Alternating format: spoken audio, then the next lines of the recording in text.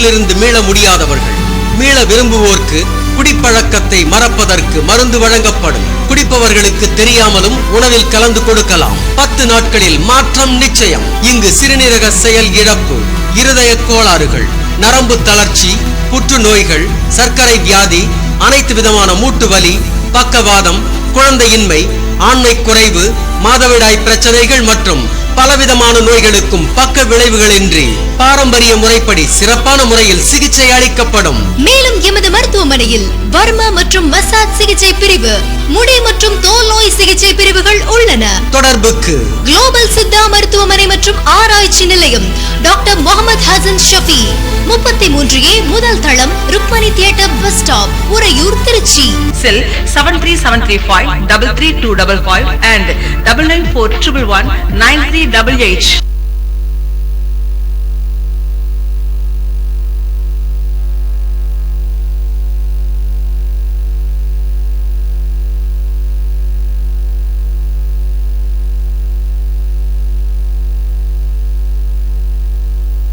Hi viewers, அனைவருக்கும் இனிய இரவு வணக்கங்கள். நம்ம நிகழ்ச்சி குளோபல் சித்தா மருத்துவமனை வழங்கும் சித்த மருத்துவம் நேரம் நிகழ்ச்சியில உங்களை அன்புடன் வரவேற்கிறோம். இந்த குளோபல் சித்தா மருத்துவமனையை பொறுத்த வரைக்கும் நிறைய ப்ரோக்ராம்ல நீங்க பார்த்துருப்பீங்க.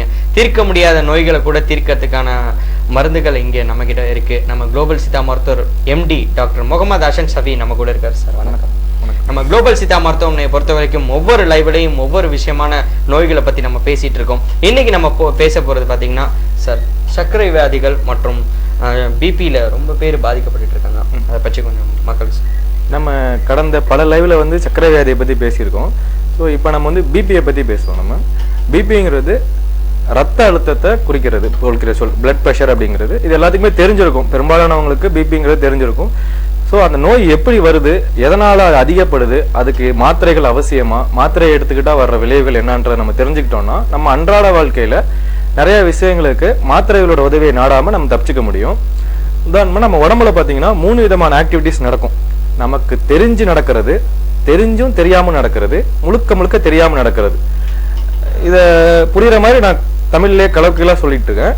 தெரிஞ்சு நடக்கிற செயல்கள் கையை காலை அசைக்கிறது, நம்ம பேசுறது, நடக்கிறது, அதுக்கப்புறம் கோவப்படுறது, இதெல்லாமே தெரிஞ்சு நடக்கிற விஷயங்கள். தெரியாமல் நடக்கிற விஷயங்கள்னு பார்த்தீங்கன்னா நம்ம வந்து மூளைகள் இயக்கத்தையோ, இருதய இயக்கத்தையோ, நுரையீரல் இயக்கத்தையோ நமக்கு தெரியாது, அதை கட்டுப்படுத்தவும் முடியாது. நம்மளுடைய கட்டுப்பாடு இல்லாம தானாகவே இயங்கக்கூடியது இன்வாலண்டரி ஆக்ஷன் சொல்றது. சரிங்களா? இப்ப வந்து பாத்தீங்கன்னா இதுக்கு நடுவுல தெரிஞ்சும் தெரியாமலும் பாதி நம்மளால கட்டுப்படுத்த முடியும், பாதியை கட்டுப்படுத்த முடியாது. அதாவது நம்ம ஒரு நொடிக்கு 17 தடவை சுவாசிக்கிறோம், ஒரு நிமிடத்துக்கு 72 தடவை இருதயம் துடிக்குது.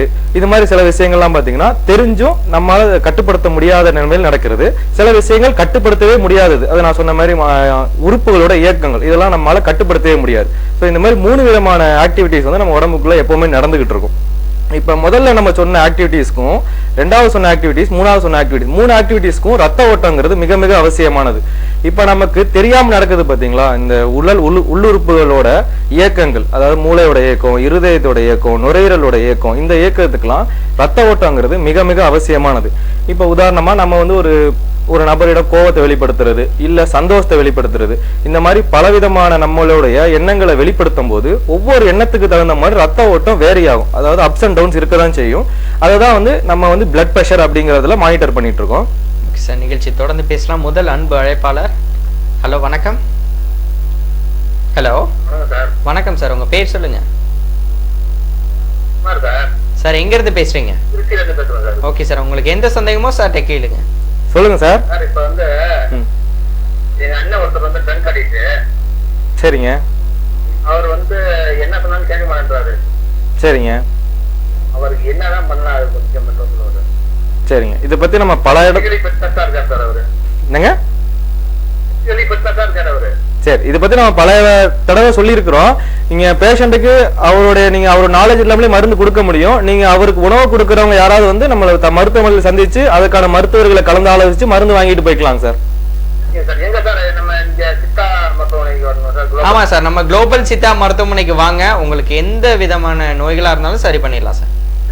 Okay sir, thank you sir. சொல்லுங்க சார். இப்ப நம்ம சொன்ன மாதிரி நம்மளுடைய கட்டுப்பாடு இல்லாம இயங்குற உறுப்புகளுக்கு ரத்த ஓட்டம்ங்கிறது மிக மிக அவசியம். அந்த இயக்கங்களுக்கு பாத்தீங்கன்னா ஒவ்வொரு உறுப்புகளுக்கும் போற ரத்த ஓட்டம் ஒவ்வொரு விதமாக இருக்கும். உதாரணமா ஒரு இருதயத்துக்கு ஒரு ரத்த ஓட்டம் இருக்கும், அதே மாதிரி கல்லீரலுக்கு ஒரு ரத்த ஓட்டம், நுரையீரலுக்கு ஒரு ரத்த ஓட்டம், கண்ணுக்கு கூட ரத்த ஓட்டத்தோட அளவு இருக்கும். இது எல்லாமே ஒவ்வொரு லெவலுக்கும் ஒண்ணுக்கு ஒண்ணு சம்மந்தம் இல்லாம தான் இருக்கும். இதெல்லாம் கணக்கிட்டு ஒரு ஆவரேஜா 120/80 நார்மல் பிரஷர் அப்படிங்கறத நம்ம கையில மானிட்டர் பண்ற மாதிரி இப்ப எல்லாருமே தெரிஞ்சிருக்கும். அதை பார்த்துட்டு சோ இந்த ரத்த ஓட்டம் தான் நம்ம நார்மல் லெவலுங்கிறது பெரும்பாலான மக்களோட எண்ணத்தோட பிரதிபலிப்பா இருக்கு. ஸோ அது முழுக்க முழுக்க தவறானது. இது வந்து ஒரு அந்த இடத்துல போற ரத்த ஓட்டத்தை மட்டுமே குறிக்கக்கூடிய ஒரு அளவுதானே ஒழிய எல்லா உறுப்புகளுக்கும் சேர்ந்து இதுதான் அளவுன்றது கிடையவே கிடையாது. ஸோ வந்து நம்ம இப்ப ஏதாவது ஒரு உறுப்பு பாதிச்சுன்னா அந்த உறுப்புல ரத்த ஓட்டம் தானா அதிகரிக்கும். ஏன்னா ரத்தத்துலதான் எல்லா விதமான ஊட்டச்சத்துகள் இருக்குது. அந்த ஊட்டச்சத்துகள் போனாதான் அந்த உறுப்பு பழையபடி சீரடைந்து பழைய நிலைமைக்கு வரும். அதுக்காக ரத்த ஓட்டம் அந்த உறுப்புகளை வேகமா பாய்ஞ்சாதான் அந்த உறுப்புகள் சீரடையும்.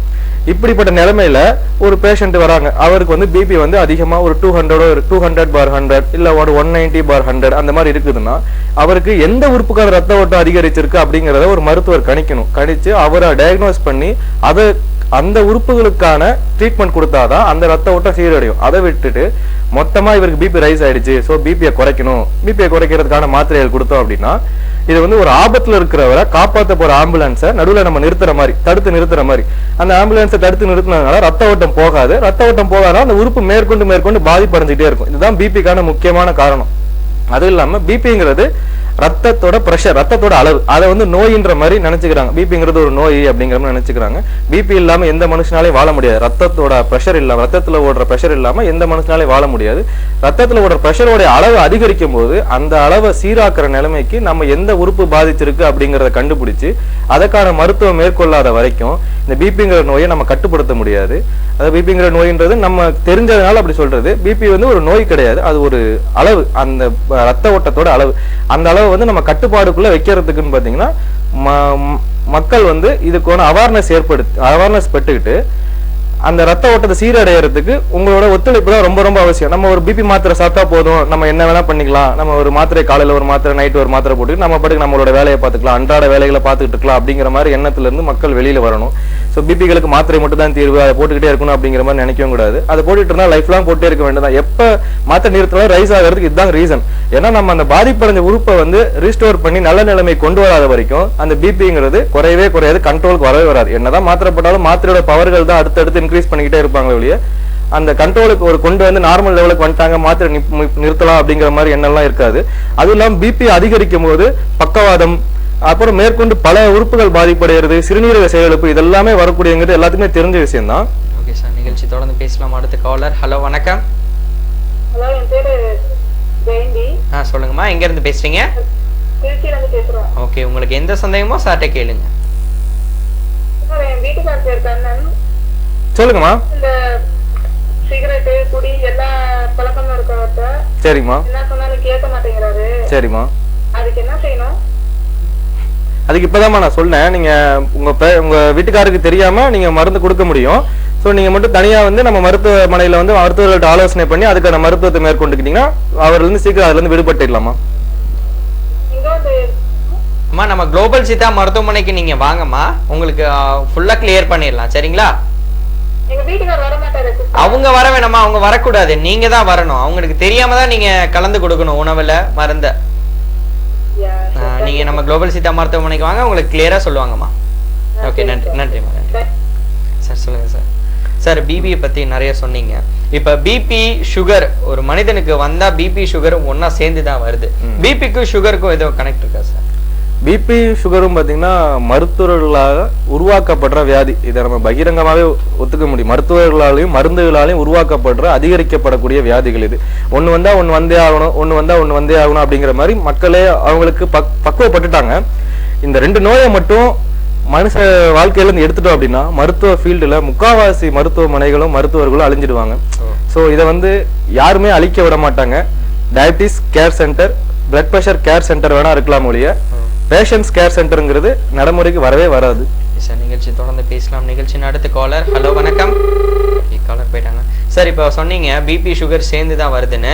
இப்போ வந்து சுகர் வந்து ஹார்ட்டை பாதிப்பதை பத்தி போன லைவ்லயே நம்ம பேசணும். இப்போ பிபிக்கும் ஹார்ட்டுக்கும் எது கனெக்ட் இருக்கா சார்? கண்டிப்பா ரத்த ஓட்டம் வந்து எதனால இன்க்ரீஸ் ஆச்சுங்கிறத நம்ம டயக்னோஸ் பண்ணியே ஆகணும். இல்லாட்டி எந்த உறுப்புல பாதிப்பு இருக்கோ அந்த உறுப்புகளை கண்டிப்பா பாதிப்பு அதிகரிக்க தான் செய்யும். தொடர்ந்து பேசலாம். ஓகே போயிட்டாங்க சார். சொல்லுங்க சார், இப்போ வந்து ஏன் சார் அப்படி பிபி இருக்கிறதுனால இப்போ ஒரு ரன்னிங்கே நம்ம போனா கூட பிபி அதிகரிக்கும், பிபி உள்ளவங்களுக்கு ரன்னிங் போனா அதிகரிக்கும், அந்த நேரத்துல நமக்கு ஹார்ட் ப்ராப்ளம் வரதுக்கு சான்சஸ் நிறைய இருக்கு சார்? அதாவது பேஷண்ட் வந்து ஒரு 3 டைப்பா பார்த்து பிரிச்சுக்கோங்க. உதாரணமா ஒரு சுகப்பிரசவமாகிற பெண்மணிக்கு பாத்தீங்கன்னா அவங்களோட ப்ரெஷரை வந்து அதிகப்படுத்தினாதான் குழந்தை வந்து வெளியில இறங்கும். அப்போ வந்து அவங்க வந்து கொஞ்சம் அவங்களோட ஸ்ட்ரெயின் பண்ணி ரொம்ப ப்ரெஷர் கொடுக்கணும். அப்போ ஆட்டோமேட்டிக்கா பிளட் ப்ரெஷர் இன்க்ரீஸ் ஆகும். இது ஒரு ஸ்டேஜ் வச்சுக்கோங்க. அடுத்தது மலச்சிக்கல் இருக்கிற ஒரு நபர் வந்து மலங்கழிக்க போகும்போது ரொம்ப கஷ்டப்பட்டு ப்ரெஷரை அதிகப்படுத்தி தான் மலத்தை வெளியெடுத்துவார். ஸோ அது ஒரு வகையான ப்ரெஷர். 3வது வகை வந்து நீங்க சொன்ன மாதிரி ஓட்டப்பந்தய வீரர் எடுத்துக்கோங்களேன். ஓட்டப்பந்தய வீரர் நல்லா ஓடுறாங்க, அவங்க வந்து நார்மலா இருக்கிற ப்ரெஷரை அதிகப்படுத்துறாங்க, உடம்புல அதிகப்படுத்தி ஓடி போய் முடி நிக்கிறப்ப நெஞ்சு மேல கையை வச்சு மூச்சு வாங்குறது, முட்டில கையை வச்சு குனிஞ்ச மாதிரி மூச்சு வாங்குறது, கீழே படுத்த நிலையில மூச்சு வாங்குறது, இதெல்லாம் வந்து அவங்களோட ப்ரெஷர் அதிகப்படுத்துறது. இந்த 3 ஸ்டேஜ்லயும் பாத்தீங்கன்னா ப்ரெஷர் வந்து அதிகப்படதான் செய்யும். இந்த 3 நோயாளிகளையும் அந்த நேரத்துல நம்ம செக் பண்ணிட்டு ப்ரெஷர் அதிகமா இருக்கு, நீங்க வந்து ஒரு பிபி நோயாளி ஆயிட்டீங்க அப்படின்னு சொல்லி மருந்து கொடுத்துட முடியுங்களா? இவங்களுக்கு எல்லாம் கொடுக்க முடியாது. சோ இவங்க வந்து நாளடைவுல அந்த இதுக்கு பக்குவப்படுற மாதிரி அவங்க பிபி ஓட்டத்தை தானாவே மாறிக்கும். இப்ப பிரசவித்த பெண்ணு பிரசவம் முடிஞ்சதுக்கு அப்புறம் நார்மலான பிபி அட்டென்ட் பண்ணிடுவாங்க. ஒரு சில மாதங்களிலே அவங்களோட நார்மலான பிபிக்கு வந்துருவாங்க. அதே மாதிரி மலச்சிக்கல் இருக்கிற நபர் வந்து மலச்சிக்கலை தீக்கிற மாதிரி மருந்து எடுத்துக்கிட்டா நார்மலுக்கு வந்துருவாங்க. அப்படி இல்லைன்னா டெய்லி அவர் ப்ரெஷர் கொடுத்து மலத்தை வெளியேற்றதுனால நிரந்தரமா அவர் உடம்புல ஒரு ப்ரெஷர்ன்ற ஒரு கான்செப்ட் வந்து தங்கிடும். சோ இப்ப அவரை செக் பண்றப்ப பிரஷர் இருக்குன்னு சொல்லி மருத்துவம் பண்ண முடியுங்களா? முடியாது.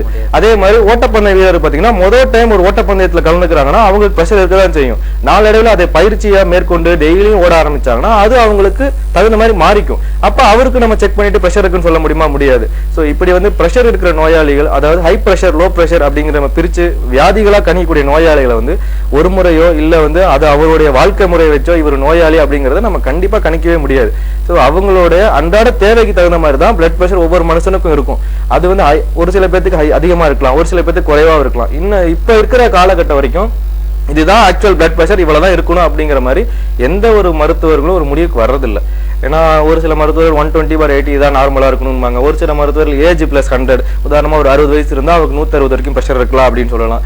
ஒரு 20 வயசு வாலிபருக்கு இருக்கிற பிரஷரும் 60 வயசு வயதானவங்களுக்கு இருக்கிற பிரஷரும் ஒன்னாக முடியுமா? கண்டிப்பா இருக்கவே முடியாது. 20 வயசு வாலிபருக்கு 120 இருக்கும், அதே மாதிரி 60 வயசு வயதானவர்களுக்கு 160 இருக்கும். சோ இது மாதிரி பிரஷர் வந்து வயதுக்கு தகுந்த மாதிரியும் அவங்களுடைய வேலை பளுக்கு தகுந்த மாதிரியும் அவங்க வாழ்க்கைக்கு தகுந்த மாதிரியும் ஏற்றத்தாழ்வோட தான் இருக்கும். இதை நம்ம மனசுல நல்லா பதிய வச்சுக்கணும். அதை விட்டுட்டு நமக்கு வந்து பிரஷருங்கிறது 120/80 தான் இருக்கணும், அதை விட ஒரு 10 பாயிண்ட் ஏறினா கூட உடனே போய் மாத்திரை சாப்பிடணும், அதை ஒரு 10 பாயிண்ட் குறைஞ்சா கூட உடனே மாத்திரை சாப்பிடணும் அப்படிங்கிற எண்ணத்தை முதல்ல பேஷண்ட்டுங்க கைவிட்டுருங்க. பிரஷருங்கிறது உங்க வாழ்க்கைக்கு எது தேவைப்படுதோ அதுக்கு மாதிரி அப்ஸ் அண்ட் டவுன்ஸா தான் இருக்கதான் செய்யும்.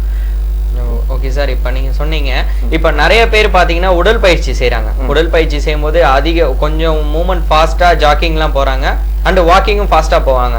அவங்களுக்கு பிபி இருக்கு, அந்த நேரத்துல அவங்களுக்கு வேகமா படபடன்னு அந்த ஹார்ட் துடிக்கிற நேரத்துல ஏதோ ஹார்ட் அட்டாக் வரதுக்கு ஏதோ சான்சஸ் இருக்கா சார்? இப்ப உதாரணமா நம்ம இந்த மாதிரி ஹார்ட் ப்ராப்ளம் உள்ள பேஷண்ட்ஸுங்க, அப்புறம் ஹார்ட் அட்டாக் வந்த பேஷண்ட்ஸுங்க, சர்க்கரை வியாதி உள்ள பேஷண்ட்ஸுங்க, இவங்கெல்லாம் நடைப்பயிற்சி போங்க, உங்க இருதயத்தை பாதுகாக்கிறதுக்கு நடைப்பயிற்சி போங்க, சர்க்கரையோட லெவலை குறைக்கிறதுக்கு நடைப்பயிற்சி போங்கன்னு சொல்லி டாக்டர் அட்வைஸ் பண்றாங்க. அதையும் மக்கள் கேட்டுட்டு நடத்திட்டு தான் இருக்கிறாங்க, நடந்து போயிட்டு தான் இருக்கிறாங்க. இப்ப அதனால என்ன யூஸ் ஆயிருக்கு அப்படிங்கிறது அந்த நடைப்பயிற்சி போனவங்களுக்கு தான் தெரியும். அதுல சுகர் லெவல் குறைஞ்சிருக்கா, பிபி லெவல் குறைஞ்சிருக்கா அப்படிங்கிறதெல்லாம் பார்க்கணும். இப்ப வந்து ப்ரெஷருங்கிறது பாத்தீங்கன்னா இந்த நடைப்பயிற்சியோட ரொம்ப ரிலேட்டடானது தான். இப்ப நடைப்பயிற்சி பண்ண இருதயத்துல ஒவ்வொரு புதுசா ரத்த ஓட்டம் போக ஆரம்பிக்கும், அது அதிகப்படியான ரத்த ஓட்டம் போக ஆரம்பிக்கும். அப்ப படபடப்பெல்லாம் வரதான் செய்யும். அதே நாளடைவுல அவங்க பழக அந்த ரத்த ஓட்டம் நார்மலான லெவலுக்கு போயிடும். உதாரணமா இப்ப நீ ஒரு நபர் வந்து 40 வயசு நபர், அவர் வந்து ஒரு 140/80 140/90 பிபி இருக்கிறாருன்னா அவர் நடைப்பயிற்சி மேற்கொள்ளும் போது ஒரு 150 ஆகிறதுக்கு வாய்ப்பு இருக்கு. அப்ப 150 இருக்கிறப்ப ஒரு சில மாதங்களிலே ஒரு சில வாரங்களிலே பாத்தீங்கன்னா 150ங்கிறது அவருடைய நார்மல் பிளட் பிரஷர் மாதிரி மாறிக்கும். அப்படி இருக்கிறப்ப அவர் போய் திடீர்னு செக் பண்றப்ப நான் இதுக்கு முன்னாடி வரைக்கும் 140 தான் இருந்தேன், இப்போ வந்து 150 வந்துருச்சு, ஸோ எனக்கு ப்ரெஷர் வந்துருச்சு, எனக்கு மாத்திரை எழுதி கொடுங்க அப்படின்னு சொல்லி டாக்டரை ஃபோர்ஸ் பண்ணி மாத்திரை வாங்கிக்கிறாங்க. இப்போ மாத்திரை ஃபோர்ஸ் பண்ணி வாங்கிட்டு 150 நார்மல் ஆக்கி 130 கொண்டு வந்துடுறாங்க. இதனால என்ன யூஸ்ன்னு பாத்தீங்கன்னா ஒரு யூஸுமே இல்ல. இதனால என்ன நஷ்டம் கேட்டீங்கன்னா அவரால் பழைய மாதிரி நடக்க முடியாது, அதிகப்படியா ரத்த ஓட்டம் தேவைப்படுறதுனால ரொம்ப தூரம் நடக்க முடியாது, நடந்தா மூச்சு வாங்குறது, அதிக படபடப்பு இதெல்லாம் வர ஆரம்பிக்கும். ஸோ ஸோ பேஷண்ட்ஸுங்க வந்து முதல்ல உங்க உடம்பை பத்தி தெரிஞ்சுக்கோங்க. எதுக்காக நம்ம மருத்துவர்கிட்ட போறோம், எதுக்காக நம்ம மருந்துகளை எடுக்கிறாங்க, அதுக்கப்புறம் இந்த மருந்துகள்லாம் நமக்கு தேவையா அப்படிங்கறதெல்லாம் முதல்ல நீங்களே கேள்வி கேட்டுக்கோங்க. அதை விட்டு மருத்துவர்கள் கொடுக்குறாங்க அப்படிங்கிறதுக்காக பிளைண்டா அந்த பிரிஸ்கிரிப்ஷனை வாங்கிட்டு போய் மாத்திரை வாங்கி சாப்பிட்டுக்காதீங்க. சாப்பிட்டு உங்க உடலையும் உங்களுடைய உறுப்புகளையும் கெடுத்துக்கிட்டு அதுக்கப்புறம் அந்த மருந்தே இல்லை, ஸோ நமக்கு வந்து பிபிக்கு மருந்து கிடையாது, சர்க்கரைக்கு மருந்து கிடையாது, நீங்களே கன்வின்ஸ் பண்ணிட்டு அதுக்கு தகுந்த மாதிரி உங்க வாழ்க்கையை ரன் பண்ண முயற்சிக்காதீங்க. ஓகே சார், ரொம்ப அருமையாக சொன்னீங்க. நம்ம நிகழ்ச்சி குளோபல் சித்தா மருத்துவமனை வழங்கும் சித்த மருத்துவம் நேரம் நிகழ்ச்சியில் டாக்டர் முகமது ஹசன் ஷஃபி அவர்கள் நம்ம கூட பேசிட்டு இருக்காரு. உங்களுக்கு தீர்க்க முடியாத எந்த நோய்களாக இருந்தாலும் கண்டிப்பாக நம்முடைய குளோபல் சித்தா மருத்துவமனைக்கு நீங்கள் வாங்க. உங்களுக்கு எப்படிப்பட்ட நோய்களும் கைவிடப்பட்ட நோய்களையும் தீர்க்கறதுக்கு தயாராக இருக்காங்க. அது மட்டும் இல்லை, நம்முடைய லைவுக்கு உங்களுடைய சந்தேகங்கள், உங்களுடைய நோயின் அறிகுறி சந்தேகங்களை எதுவாக இருந்தாலும் நீங்கள் கேட்கலாம். கால் பண்ண வேண்டிய நம்பர் 2401020 கால் பண்ணி டிவி வால்யூமை கம்மி பண்ணுங்க. நல்ல டவர் உள்ள லொகேஷன்லேருந்து பேசுங்க. சார், இவ்வளோ நேரம் பிபி, சுகர், ஹார்ட்டை பற்றி நிறைய பேசிட்டு இருந்தோம். சார், கிட்னி செயலிழப்புனால நிறைய பேர் தவிச்சிட்டு இருக்காங்க. அதை பற்றி ஒரு விஷயங்கள் சொல்லுங்க. இதெல்லாம் பேசுறதுக்கு முன்னாடி நம்ம ஒரு விஷயம் தெரிஞ்சுக்கணும். நம்ம ஒரு டாக்டர்கிட்ட போனோம்னா அவர்கிட்ட நீங்க கொஞ்ச நேரமாவது அட்லீஸ்ட் ஒரு 5 to 10 minutes ஆகுது மனசு விட்டு உங்களோட வியாதிகளை பத்தி என்னன்னு தெரிஞ்சுக்கிற அளவுக்கு டைம் ஸ்பெண்ட் பண்ணுங்க. அதை விட்டு டாக்டர் பேச மாட்டாரு, இவர் டாக்டர் நம்ம பார்த்தா கோவப்படுவாரு அப்படிங்கிற மாதிரி நீங்களே ஒரு இமேஜ் அவர் கிரியேட் பண்ணிட்டு அவரை பார்த்தாலே ஒரு 10 அடி விலகி போய் நின்றுட்டு நீங்க அவர் கொடுக்குற மருந்தை மட்டும் என்ன ஏதுன்னு கேள்வி கூட கேட்காம சாப்பிட்ற மாதிரி மனநிலைமைக்கு மக்களே பழக்கப்படுத்திக்கிட்டாங்க. ஸோ அதிகமாக பேசுறவங்க டாக்டர் கிடையாது, யாரு பேசாம இருக்காங்களோ அவங்களாம் டாக்டர்ஸ் அப்படிங்கிற மாதிரி அவங்களே ஒரு கற்பனையில் போட்டு ஒரு வளையத்துக்குள்ள இருக்கிறாங்க, பயத்துல இருக்காங்க. இப்ப நம்ம எவ்வளவுதான் மக்களுக்கு விழிப்புணர்வு ஏற்படுத்தணும்னு சொல்லி அவங்களுக்கு அவங்களோட வியாதிகளை படுத்தி நம்ம எடுத்து கூறி வைத்தியம் பண்ணாலும் யாரு பேசாம மருந்து எழுதி கொடுக்குறாங்களோ அவங்களுக்கு தான் முன்னுரிமை கொடுக்குறாங்க. நம்ம எவ்வளவுதான் பேஷண்ட்டுக்கு நம்ம அவங்களோட எக்ஸ்பிளைன் பண்ணி இந்த பிரச்சனையில தான் உங்களுக்கு வந்திருக்குங்க, இதை நிவாரணம் பண்ணணும்னா நம்ம அதோட பேசிக் தான் ட்ரீட்மெண்ட் கொடுக்க முடியும்னு சொல்லி பேசிக் நம்ம ட்ரீட்மெண்ட் கொடுத்தாலுமே அவங்க சாட்டிஸ்ஃபை ஆகிறது இல்லை. ஸோ மாற்றுமுறை மருத்துவர்கள் எல்லா மருத்துவர்களையும் டிவியில பார்த்துருப்பீங்க, எல்லாமே தெரிஞ்சிருக்கும். எல்லாமே வந்து பாத்தீங்கன்னா அந்த நோய்களோட பேஸ்ல இருந்தா எல்லாமே உங்களுக்கு எடுத்து சொல்லிக்கிட்டு இருப்பாங்க. ஸோ அதை வந்து மக்கள் யூஸ் பண்ணிக்கணும். மாற்றுமுறை மருத்துவமே தவறு, அவங்க மருத்துவர்கள்ட்ட போகக்கூடாது அப்படிங்கிற மாதிரிலாம் எண்ணத்தை கை விட்டுட்டு அவங்க என்ன சொல்றாங்க அப்படிங்கிறத கொஞ்சம் காது கொடுத்து கேட்டு அந்த மருத்துவர் நம்மளோட சுய அறிவை பயன்படுத்தி ஏத்துக்கலாமா வேண்டாமான்றது நீங்க தான் முடிவு பண்ணிக்கணும். அதை விட்டுட்டு இவங்க பேசவே மாட்டாங்க, நம்ம இவங்க கிட்ட போனா சீக்கிரம் சரியாயிடும் அப்படிங்கிற மாதிரிலாம் நிறைய மக்கள் சிந்திச்சுட்டு இருக்கிறாங்க. ஸோ நீங்க வந்து பே பண்ணி தான் ஒரு மெடிசனுமே எடுத்துக்கிறீங்க, பே பண்ணி தான் உங்க ஹெல்த்தை கான்சன்ட்ரேட் பண்றீங்க. ஸோ எல்லாமே பே பண்ணும்போது டாக்டர்கிட்ட உங்களோட பிரிஸ்கிரிப்ஷனை பத்தி என்னதான் இருக்கு, அது எதுக்காக கொடுக்குறாருன்றத கேள்வி கேளுங்க. கேள்வி கேட்க தான் அதுக்கு பதில் கிடைக்கும். சும்மா வாய மூடிட்டு நம்ம போயிட்டு எழுதி கொடுக்குறாரு, நம்ம மருந்து சாப்பிட்டோம், என்ன பண்றதுங்க, டாக்டர் எழுதி கொடுத்தாரு சாப்பிட்டாங்க அப்படின்ற மாதிரிலாம் சொல்றாங்க பேஷண்ட்ஸ்லாம் வந்து.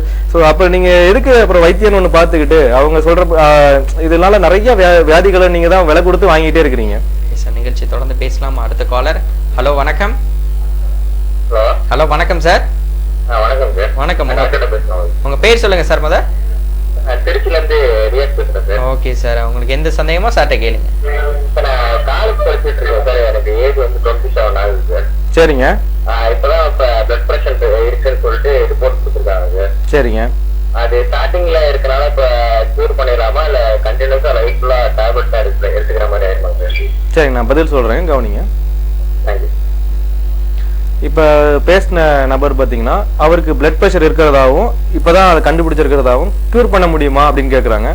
பிளட் பிரஷருங்கிறது ரத்த ஓட்டத்தெல்லாம் கியூர் பண்ண முடியாது, அது அப்படியே தான் இருக்கும். ரத்த ஓட்டம் எல்லா மனுஷங்களுக்கு இருந்துட்டு தான் இருக்கும். ரத்த ஓட்டம் இல்லைன்னா அவர் வந்து இறந்துட்டாரு அப்படின்னு சொல்லிடுவாங்க. ரத்த ஓட்டம் இருக்கதான் செய்யும். ரத்த ஓட்டத்துல ஏதாவது பாதிப்பு ஏற்பட்டு ரத்த ஓட்ட நிலை மாறுபாடு அடைந்து அதிகரிச்சு அதனால வர்ற பாதிப்புகளை முதல்ல குறைச்சு அதை வந்து ரத்த ஓட்டத்தை சீர் பண்றதுதான் மருத்துவத்தோட வேலை. அதை விடுத்து அந்த ரத்த ஓட்டத்தை தற்காலிகமா குறைச்சு கொடுத்துடலாம் அப்படிங்கிறது மாத்திரைகள் பண்ற கெமிக்கல்ஸ் பண்ற வேலை. அந்த வேலைகள் நம்ம ஈடுபட்டோம்னா லைஃப் லாங் மாத்திரை சாப்பிட்டுட்டு தான் இருக்கணும். பேஷண்ட்டுக்கு நான் மறுபடியும் சொல்றது என்னன்னா, நாட்பட்ட நோய்களுக்கு தான் சித்த வைத்தியம் இருக்குது, அதனால நம்ம நோய்கள்லாம் முத்தி போன நிலைமையில டாக்டர்கிட்ட போய்க்கலாம் அப்படின்ற எண்ணத்தை முதல்ல கைவிட்டுருங்க. எந்த நோயுமே ஆரம்ப நிலையில வந்தீங்கன்னா முற்றிலுமாக இல்லாம பண்ண முடியும். சர்க்கரை நோயா இருந்தாலும் சரி, இல்ல ரத்த கொதிப்புங்கிற அந்த நோயா இருந்தாலும் சரி, எதுவா இருந்தாலும் நம்ம ஆரம்ப நிலையில வந்தா குணப்படுத்த முடியும். 1 வருஷம் மருந்து சாப்பிட்டுட்டு 2 வருஷம் மருந்து சாப்பிட்டு அதுக்கப்புறம் நம்ம மாற்றுமுறை மருத்துவத்துக்கு வந்து ஒரு முயற்சி எடுத்து பார்க்கலாம். இவங்க என்னதான் பண்றாங்க, நம்ம ட்ரை பண்ணி பார்க்கலாம் அப்படின்ற மாதிரிலாம் வந்தீங்கன்னா கண்டிப்பா சரி பண்ண முடியாது. அதோட மெயின்டைன் தான் பண்ண முடியும். நல்லா தெரிஞ்சுக்கோங்க, நாட்பட்ட நோய்களுக்கு மட்டும்தான் மருத்துவம் இருக்குது அப்படின்ற மாதிரி நீங்க உங்க மனசுல பதிய வச்சிருந்தீங்கன்னா அதை இன்றோட அழிச்சிருங்க. எல்லா விதமான நோய்களுக்கும் மருத்துவம் இருக்குது. ஆரம்ப நிலையில வந்தா கட்டாயம் குணப்படுத்த முடியும். முத்தி போய் நாட்பட்ட நிலையில வந்தா அதோட உங்களை வாழ வைக்க தான் முடியும். கண்டிப்பா சார். இப்ப ரொம்ப அழகா சொன்னீங்க சார். சிறுநீரக செயல் இழப்பு அதை பத்தி கொஞ்சம் சொல்லுங்க சார். சிறுநீரக செயலிழப்பு இப்ப நம்ம பேசிட்டு வந்த 3 காரணத்தினால ஏற்படும். இதய பாதிப்புனாலே ஏற்படும், ரத்த ஓட்டம் அதிகரிக்கிறதுனால, அதாவது ரத்த பிரஷர், அதாவது பிளட் பிரஷர் அதிகரிக்கிறதுனால ஏற்படும். அடுத்து சக்கரை நோயால அதை தொடர்ந்து ஏற்படும். ஸோ இப்போ எல்லாருக்குமே தெரிஞ்சது டயபெட்டிக் நெஃப்ரோபதி, சக்கரை நோய் வந்துச்சுன்னா கிட்னி ஃபெயிலியர் வந்துடும். நம்ம வந்து கிட்னியை பாதுகாத்துக்கணும் அப்படின்ற மாதிரி எல்லாமே மக்கள் பக்குவப்பட்டுட்டாங்க. ஓகே சார், தொடர்ந்து பேசலாம். ஹலோ வணக்கம். ஹலோ வணக்கம் சார். வணக்கம், உங்க பேர் சொல்லுங்க. என் பேர் மனோ. எங்க இருந்து பேசுறீங்க? சார்ட்ட பேசணும். கொடுங்க சார். சொல்லுங்க சார். இரவு வணக்கம் சார். வணக்கம் சார். இப்ப அப்பா வந்து செயின் ட்ரிங்கரா இருந்தாரு. சரிங்க. இப்போ ஒரு லாஸ்ட் 10 இயர்ஸா வந்து ட்ரிங்கிங் ஸ்டாப் பண்ணிட்டாரு. சரிங்க. அது நல்ல விஷயம் தான். பட் இப்போ வந்து சின்ன சின்ன எஃபெக்ட் காட்டுது. அதாவது வயிற்று வலிக்குன்ற நேரத்துல அப்பா வந்து போலீஸா இருக்காங்க. சில நேரத்துல வந்து கால் வலி ரொம்ப ஹெவி ஆயிருது. இதுக்கு ஏதாவது எத்தனை வருஷமா அவங்க ட்ரிங்க் பண்ணாங்க?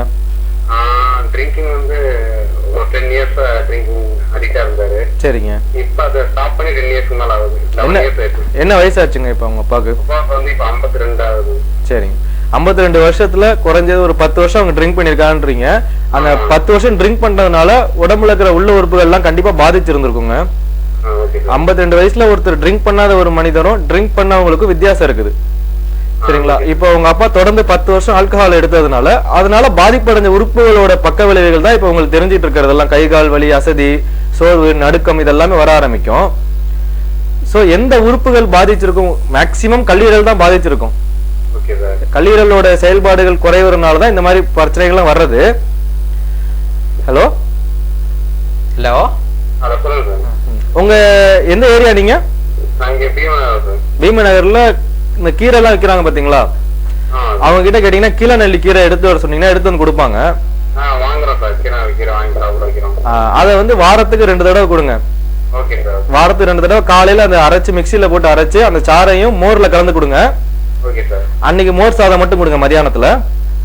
காலையில மோர்ல கொடுத்தீங்கன்னா மதியானம் மோர் சாதம் கொடுக்கணும். சரிங்க. இல்ல அன்னைக்கு ஒரு நாள் மட்டும்தான். அது அன்னைக்கு நம்ம கீழநெல்லி சாப்பிடுற ஒரு நாள் மட்டும் மோர் சாதம் சாப்பிட்டா போதும். சரிங்களா? இது மாதிரி சாப்பிட்டு வர சொல்லுங்க. கல்லீரல் பாதிப்பு கட்டாயம் சரியாயிடும். மேற்கொண்டு அவரு வயசுக்கு தகுந்த பாதிப்புகள் கட்டாயம் இருக்கதான் செய்யும். அதுக்கு தகுந்த மாதிரி உங்க பக்கத்துல இருக்கிற மருத்துவமனையிட்ட போய் ட்ரீட்மெண்ட் எடுத்துக்கிட்டீங்கன்னா ஒன்னும் பிரச்சனை இருக்காதுங்க. எல்லாமே சரி பண்ணிக்கலாம். ஏன்னா இவங்க 10 வருஷம் குடிச்சிட்டு 10 வருஷம் ரெக்கவரி ஆயிருக்கவருக்கு நீங்க வந்து அவருக்கு உடல் ரீதியா ஏற்படுற தொந்தரவுகளுக்குலாம் உதவி பண்ணீங்கன்னாதான் நமக்கு குடிய விட்டதுனாலதான் இந்த மாதிரி நிலைமை வந்துச்சு அப்படின்னு திங்க் பண்ண மாட்டாங்க. அப்படி திங்க் பண்ணாங்கன்னா மறுபடியும் குடிக்க போயிடுவாங்க. சோ நீங்க வந்து அவருக்கு நீங்க ஒத்துழைப்பு கொடுக்கணும். அவங்க எப்படி 10 வருஷம் குடிக்காம இருக்காங்களோ நீங்க அவருக்கு கோஆபரேட் பண்ற மாதிரி முன் வரணும். அவருக்கு என்னென்ன பிரச்சனை சொல்றாங்களோ அதெல்லாம் நிவாரணம் பண்ற மாதிரி அதுக்கான வைத்தியங்களை தேர்வு எடுத்து நீங்க அதுக்கு செஞ்சீங்கன்னா தான் மறுபடியும் அவங்க குடிக்கிறதுக்கு போகாம இருப்பாங்க. இல்லாட்டி அவங்க சைக்கலாஜிக்கலா என்ன குடி விட்டதுனால இந்த பிரச்சனை வந்துருச்சு, நான் மறுபடியும் குடிக்கிறேன், சரியா போயிடுவாங்க. ஓகேங்களா? ஓகே சார், உங்களுக்கு மேலும் எந்த தகவல்ல எந்த ஒரு நோயா இருந்தாலும் உடனே நம்ம குளோபல் சீதா மருத்துவமனைக்கு வாங்க, சரி பண்ணிடலாம் சார். Okay, thank you sir. சொல்லுங்க சார். இப்போ பார்த்தீங்கன்னா கல்லீரல் பாதிப்புனால தான் இவ்வளோ ப்ராப்ளமா சார்? கல்லீரல் நான் ஒரு பேஷண்ட்டாக அவங்க சொன்னதை வச்சு அந்த ஒரு கெஸ்ட்ல சொன்னது தான் அது. ஸோ 10 வருஷம் குடிச்சிருந்தாங்கன்னா கட்டாயம் கல்லீரல் பாதிச்சிருக்கும். அதை நம்ம சரி பண்ணோம்னா ஓரளவுக்கு அவங்க பிரச்சனைகள் குறையணும். அந்த ஆஸ்பெக்ட்ல சொன்னது தான். முழுக்க அவருக்கு என்ன ப்ராப்ளம் இருக்குது, வேற ஏதாவது ப்ராப்ளம் இருக்குதா, சிறுநீரகம் பாதிச்சிருக்கா, இல்லை வந்து ஸ்பிளீன் மண்ணீரல் பாதிச்சிருக்கா அப்படிங்கிறதெல்லாம் நம்ம வந்து நேரில் பார்த்து சோதனை பண்ணி தொட்டு பரிசோதனை பண்ணி பார்த்தா தான் தெரியும். ஸோ இவர் வந்து அடுத்து இந்த இது முயற்சி எடுத்துட்டு அடுத்தடுத்து பக்கத்தில் இருக்கிற டாக்டர்ஸ்ல போய் கன்சல்ட் பண்ணி அது என்ன உறுப்பு பாதிச்சிருக்குங்கிறத கண்டுபிடிச்சு அதுக்கான தீர்வு எடுத்துக்கணும் சார். இப்போ சொன்னாங்க 10 வருடம் நான் ட்ரிங்க்ஸ் சாப்பிட்றதுனால கல்லீரல் பாதிப்பு இருக்குன்னு. 10 வருடத்துல பார்த்தீங்கன்னா முழுமையா பாதிப்புகள் இருக்குமா சார், இல்லை ஒரு சில கொஞ்சம் மட்டும்தான் பாதிப்புகள் இருக்கும்? அப்படி இல்லை. ஒரு பாட்டில் விஷயம்ல எந்த துளியில விஷம் இருக்கு அப்படின்னு கேட்டால் நம்ம சொல்ல முடியாது. ஸோ எப்படி வேணா அவங்களுக்கு பாதிப்பு வரலாம், கட்டாயம் பாதிப்பு வரும் சார். முழுமையா கல்லீரல் ரொம்ப பாதிப்படைஞ்சு அதை நம்ம ஆயுர்வேதி மூலமா கிளியர் பண்ண முடியுமா சார்? இப்ப மறுபடியும் நான் அதே இதாக சொல்றேன், முழுமையா பாதிப்படைஞ்சு ஏன் நமக்கு அவ்வளவு தூரம் எல்லாம் போய்கிட்டு நம்ம பாதிப்படைஞ்சவங்களுக்கு ட்ரீட்மெண்ட் கொடுக்கலாம், ஒன்றும் தப்பு இல்லை. ஸோ பாதிப்புங்கிறது ஒரு 2 நாள்லயே நைட்டு தூங்கி எந்திரிச்சோன்னே அப்படிலாம் வந்துடாது. பாதிப்புங்கிறது ஆரம்பத்திலே தெரியும். அப்போ வந்து ஆரம்பத்திலே கல்லீரலுக்கு வைத்தியம் இல்லைங்கிறது உலகறிஞ்ச விஷயம். அதாவது அலோபதியில் வைத்தியம் இல்லை. அப்படி இருந்தும் நிறைய பேர் வந்து அலோபதியில போய் அதுக்கான வைத்தியங்கள் இருக்கு. லிவர் டிரான்ஸ்பிளான்ட் பண்ணிக்கலாம், லிவர் சர்ஜரி பண்ணிக்கலாம், கல்லீரல் வெட்டினா வளரக்கூடிய உறுப்பு தான், ஸோ அது ஒரு பகுதியை மட்டும் வெட்டிக்கலாம் அப்படின்ற மாதிரிலாம் தவறான எண்ணத்துல இன்னமும் பண்ணிட்டு தான் இருக்கிறாங்க, செயல்படுத்திட்டு தான் இருக்கிறாங்க. ஸோ இந்த மாதிரி பேஷண்ட்ஸ்லாம் முத்தி போய் எங்களால முடியாதுங்க, நீங்க போய் உங்க கடவுளை வேண்டிக்கோங்க அப்படின்னு சொல்லி டாக்டர் கைவிட்டதுக்கு அப்புறம் நம்ம மருத்துவத்துக்கு நாடி வராங்க. ஸோ இந்த மாதிரி அவங்க எல்லாமே முடிச்சுட்டு வர்றப்ப பாத்தீங்கன்னா நம்ம வந்து ஓரளவுக்கு முயற்சி எடுத்து ட்ரீட்மெண்ட் கொடுக்குறோம். அப்படி சக்சஸ் பண்ண முடியல அப்படிங்கிற பட்சத்துல சித்த வைத்தியமும் பார்த்தாச்சு, இதுக்கு மேல நமக்கு ஒண்ணும் இல்லை அப்படின்ற மாதிரி அவங்க ஒரு டாக்டரை வச்சு அதே முடிவு பண்ணிடுறாங்க. ஸோ பேஷண்ட்ஸுங்க வந்து அவேர்னஸ் வரணும். ஒரு வைத்தியம்ன்றது ஆரம்ப நிலையிலேருந்து பார்த்து அதை சரிப்படுத்துற மாதிரி அமையணுமே ஒழிய அதை வந்து நம்மளுடைய நோயை வந்து நமக்கு நோயை காப்பாற்றுற மாதிரி இருக்கக்கூடாது, மனுஷங்களை காப்பாற்றுற மாதிரி இருக்கணும். ஸோ பார்க்குற வியூவர்ஸ் எல்லாமே நம்ம பார்க்குற வைத்தியம் வந்து நம்ம உடம்புக்காக பார்க்குறோமா இல்லை நோய்க்காக பார்க்குறோமான்னு தெரிஞ்சுக்கிட்டு அதுக்கு தகுந்த மாதிரி ட்ரீட்மெண்ட் எடுத்தீங்கன்னா நல்லா இருக்கும். நோயை வாழ வைக்காதீங்க, மனுஷங்களை வாழ வைங்க, உடலை வாழ வைங்க. ஓகே சார், இப்போ கல்லீரலை பற்றி பேசணும். இப்போ சிறுநீரை பாதிப்புக்கும் கல்லீரலுக்கும் எது தொடர்பு இருக்கா சார்? எல்லாமே நம்ம உறுப்பு தானேங்க. நம்ம வந்து மற்ற செக்ஷன்ல இருக்கிற மாதிரி கழுத்து வரைக்கும் ஒரு பிரிவு, அதுக்கு மேல ஒரு பிரிவு, இல்ல கழுத்து கீழே குடலுக்கு ஒரு பிரிவு அப்படிங்கிற மாதிரி தனித்தனியா பிரிச்சு இதெல்லாம் வேற வேற உறுப்புகள், நமக்கு உடம்புக்கு சம்பந்தமே இல்லாத உறுப்புகள் அப்படிங்கிற மாதிரி ட்ரீட்மெண்ட் பாக்குறது இல்லை. எல்லாமே நம்ம உடம்பை சார்ந்தது தான், உடம்புக்குள்ள இருக்கிற உறுப்புகள் தான், நம்ம உடம்பை சார்ந்தது தான். ஸோ எல்லாத்தையுமே ஒரே உடம்புக்குள்ள இருக்கிற உறுப்புகளா கருதி அதுக்கான ட்ரீட்மெண்ட் தான் நம்ம சித்த மருத்துவம், ஆயுர்வேதம், ஹோமியோபதி, யுனானி இந்த மருத்துவத்துல பார்க்கப்படுது. அலோபதியில மட்டும்தான் பாத்தீங்கன்னா செக்ஷன் தான் பிரிச்சு அதுக்கு தகுந்த மாதிரி மக்களை பிரிச்சிடுறாங்க. இது வந்து பெரும்பாலும் பாத்தீங்கன்னா எஸ்கேபிசம், வே ஆஃப் எஸ்கேபிசம். இது வரைக்கும் தான் என்னுடைய பொறுப்பு, இதுக்கு மேல வந்து அந்த டாக்டர் தான் கேட்கணும், அதுக்கு மேல அந்த டாக்டர் தான் கேட்கணும் அப்படிங்கிற மாதிரி மக்களை வந்து ஒரு அலைக்கழிக்கிறதுக்கும் திசை திருப்புறதுக்கும் யூஸ் பண்றாங்க. இதுல வந்து சர்ஜிக்கல் சைட்ல போனீங்கன்னா அவங்க இதுல ஸ்பெஷலிஸ்ட்ல நிறைய பேர் இருக்கிறாங்க. அவங்க வந்து அந்த உறுப்புகள்ல வர பிரச்சனைகளுக்கு ரொம்ப கைத்தேர்ந்த நிபுணர்களா இருப்பாங்க. நான் சொல்றது எல்லாமே ட்ரீட்மெண்ட் ஆஸ்பெக்ட்ல இருக்கிற டாக்டர்ஸ் அவங்க பண்ற செய்திகளை பத்தி தான் சொல்லிட்டு இருக்கேன். ஸோ நீங்க வந்து நம்மளோட உறுப்பை வந்து அவங்க சொல்றாங்கன்றதுக்காக நீங்களும் மனசளவுல ஏத்துக்கிறாங்க, மக்களும் ஏத்துக்கிறாங்க. இது வரைக்கும் நம்ம ஒரு டாக்டர், ஸோ நம்ம கிட்னிக்குனா வேற டாக்டர் தான் பார்க்கணும், லிவருக்குனா வேற டாக்டர் தான் பார்க்கணும். எல்லாமே வரக்கூடிய கழிவுகளா வெளியேற்றுறது தான் கிட்னி. அந்த கிட்னியில ஏதாவது ப்ராப்ளம் வந்தா மட்டும் தான் நான் பார்ப்பேன், அந்த கழிவு எங்க இருந்து வந்துச்சு அதை நான் பார்க்க மாட்டேன் அப்படின்னு சொல்றதெல்லாம் அதையும் ஏத்துக்கிற மனப்பக்கத்துல தான் மக்கள்லாம் இருக்கிறாங்க. ஸோ மக்கள் வந்து கொஞ்சம் அவேர்னஸ் வந்து அவங்க வந்து டாக்டரை பார்த்து கேள்வி கேட்கிற காலம் எப்போ வர ஆரம்பிக்குதோ அப்பதான் மக்கள்கிட்ட இருந்து நோய் வெளியே போற காலமும் வரும். ஓகே சார், இப்போ பார்த்தீங்கன்னா சர்க்கரை நோயால் நிறைய பேர் பாதிக்கப்பட்டிருக்காங்க. சர்க்கரை நோய் இருக்கிறவங்களுக்கு யூரின் வந்து அடிக்கடி போகும்னு சொல்லுவாங்க. பட் வந்து சில பேர் அடக்கிட்டு இருந்தால் அது ப்ராப்ளம் ஆகுது. சில பேர் வேலையில் முக்கியமான வேலையில் இருக்கும்போது அது போக முடியாத கண்டிஷன் இருக்கும் அந்த சில டைம்ல மட்டும். அதனால இது பாதிப்புகள் இருக்கா சார்? உள்பாதி கண்டிப்பா. இப்போ வந்து சர்க்கரை நோய் அப்படிங்கிறது நம்ம பேசுறதுக்காக உபயோகப்படுத்துற வார்த்தை தான் அது. உண்மையா சொல்ல போனா அது நீரிழிவு நோய் அப்படிங்கிறது தான் நம்ம சித்த வைத்தியத்துல இடம்பெற்று இருக்குது. நீரிழிவுனா நீர் அதிகமா வெளியில போகும், அதுதான் நீரிழிவு நோய்னு சொல்றது. ஸோ இது நீரிழிவு நோய் தான் டயபிட்டிஸ் அப்படிங்கிறத நம்ம அதை கோரிலேட் பண்ணிக்கிறோம். ஸோ டயபிட்டிஸோட நம்ம நீரிழிவை கோரிலேட் பண்ணிக்கிறது. நீரிழிவுங்கிறது நம்ம ஒரு கழிவு பொருள், அந்த கழிவு பொருள் எப்பவுமே உடம்புல தங்குற மாதிரி நம்ம செய்களை செஞ்சிட்டோம்னா அது ஆபத்தாக தான் முடியும். கழிவு பொருளுங்கிறது வெளியே தான் போகணும். நம்ம வீட்டுக்குள்ள ஒரு சாக்கடை இருக்குன்னா சாக்கடையை நம்ம வீட்டுக்குள்ளே வச்சு பூட்டி வச்சுக்க மாட்டோம், அதை வெளியேற்ற வழியாக தான் பண்ணுவோம். ஸோ நம்ம உடம்புக்குள்ள இருந்து வெளியேறக்கூடிய கழிவு பொருளை வெளியேற்ற தான் பார்க்கணும், வெளியே அடக்கி உள்ளே வைக்கிற மாதிரி வேலைகள் ஈடுபடக்கூடாது. நிகழ்ச்சி தொடர்ந்து பேசலாம். நிகழ்ச்சி அடுத்த காலர். ஹலோ வணக்கம். ஹலோ வணக்கம். வணக்கம், உங்க பேர் சொல்லுங்கம்மா. எங்க இருந்து பேசுறீங்க?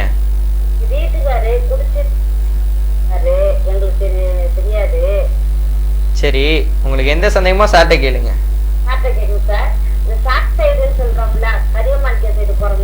சொல்லுங்கம்மா சொல்லுங்கம்மா. சரி,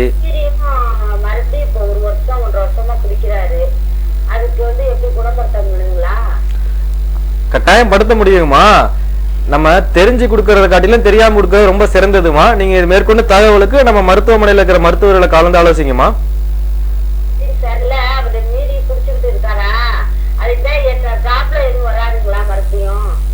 குடிச்சிட்டு இருக்கிறதே ப்ராப்ளம் தானம்மா, அதை விட பெரிய ப்ராப்ளம் வந்துட போகுது.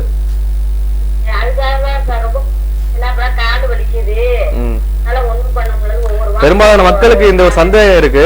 நம்ம சொந்த பந்தம் வந்து ஒரு பல வருஷமா குடிச்சிட்டு இருக்கிறாங்களே, 10 வருஷம் குடிச்சிட்டு இருக்காங்களே, திடீர்னு மருந்து வாங்கி கொடுத்தா 17 வருஷமா குடிக்கிறாருங்களாம். ரொம்ப பெருமையான விஷயமா. 17 வருஷமா குடிக்கிறாருங்களே, இதை வந்து நம்ம நிறுத்தினா ஏதாவது ஆயிடுமா அப்படிங்கிற மாதிரிலாம் யோசிக்கிறாங்க. 17 வருஷமா குடிக்கிறாங்க, அதனால பாதிப்பு இருக்கும் அது மாதிரி யோசிக்க மாட்டாங்க. அதை நிறுத்துறதுக்கு நம்ம மருந்து கொடுத்தா அதனால ஏதாவது வந்துருமா அப்படின்னு தான் யோசிக்கிறாங்க. 17 வருஷம் குடிச்சதுனால வர்ற பாதிப்புகள் கட்டாயம் வருமா? சரிங்களா? அது நீங்க குடிய நிறுத்தினாலும் சரி, நிறுத்தலைனாலும் சரி, அந்த பாதிப்புகள் வரதான் செய்யும். அதுக்கான மருத்துவம் நீங்க பார்த்துதான் ஆகணும். சரிங்களா? நீங்க குடிய நிறுத்தணும்னு நினைச்சீங்கன்னா வந்து பாருங்கம்மா. நீங்க